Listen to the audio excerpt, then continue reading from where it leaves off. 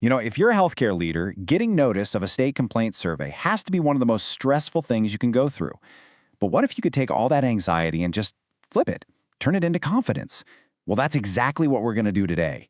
We're going to give you a clear guide to help you master the entire process. Let's dive in. Just imagine it for a second. The phone rings, and it's the one call you hope you never get. There's a state surveyor in the lobby. It's a surprise. I mean, your heart just pounds, right? But the goal here is to give you the tools so that when that call comes, you can take a deep breath and calmly, confidently say yes. So here's how we're going to break this whole thing down. First, we'll talk about that unannounced visitor. Who are they? Then, we'll get into exactly what they're looking for and how the investigation actually works. From there, we'll figure out how to decode what they find.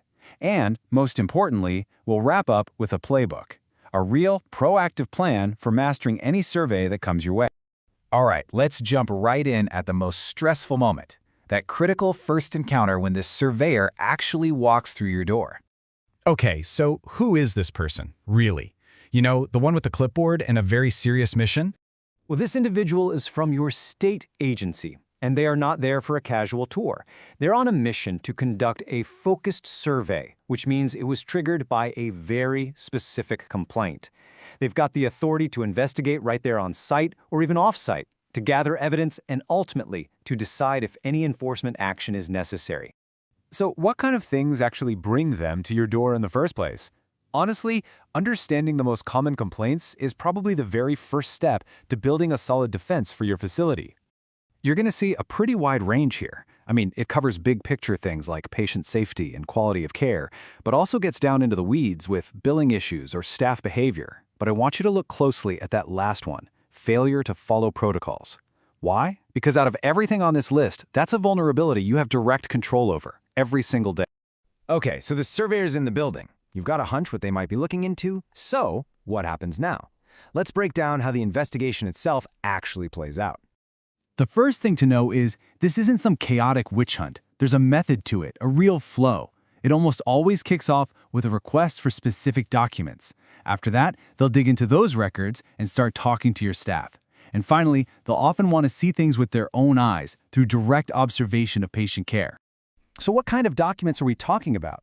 Well, you can bet they'll want to see your patient and staff lists, your complaint logs with the investigations, your quality meeting minutes, and of course your core policy documents. This is that moment where being organized, thorough, and able to pull up documents quickly becomes absolutely critical. Amid all the documents and the procedures, there is one golden rule, one principle that has to guide every single interaction for you and your entire team. Be transparent. Honesty here isn't just about doing the right thing, it is your single greatest strategy. Do not lie, do not mislead, just be direct. All right, so after all the digging through documents, all the interviews, all the observations, it all comes down to one really important meeting, the exit conference. This is where they lay their cards on the table. And for the main complaint, it really boils down to two outcomes. Substantiated means, yup, they found evidence that backs up the complaint. Unsubstantiated means they looked, but they just couldn't find anything to verify it. Okay, now lean in, because this next part, this is absolutely crucial. A finding can be made with or without deficient practice. A finding with deficient practice is bad news. It means there's an underlying problem that you haven't fixed. But a finding without deficient practice, that, my friends, is a huge win. It's proof that you were already on top of it, that you had already identified and fixed the issue before they even showed up. It shows you're a proactive organization. Now, we also have to mention the most serious possibility. In really severe cases, a survey can lead to what's called an immediate jeopardy citation. This is the highest level of severity, and it requires you to take corrective action, well, immediately. So how do you make sure you land on the right side of those findings? How do you get that coveted without deficient practice result? Well, it's all about switching gears from being reactive to being constantly proactive. And that proactive mindset, it has to start today, like right now. Because real preparation isn't about scrambling when you get that phone call. It's the result of the systems and the culture you build every single day. And just remember, even after they leave, it might not be over. You might have a follow-up or a revisit survey to make sure you've actually put the required changes into place, and more importantly, that those changes have stuck. So let's get into some real, concrete strategies, starting with your documents. Don't just wait for the real survey, run your own. Conduct mock surveys to find your weak spots first. Make sure your policies are living, breathing documents that show what you actually do, not just some ideal you wrote down once.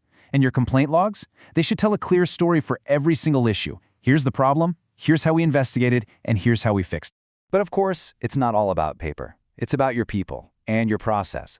You need to prepare your staff for interviews so they feel confident, not like they're being interrogated. You should treat every finding, the good and the bad, as free data for your quality improvement program. And when you do find a gap, use a formal performance improvement plan to make sure you have a structured, measurable way to get back on track.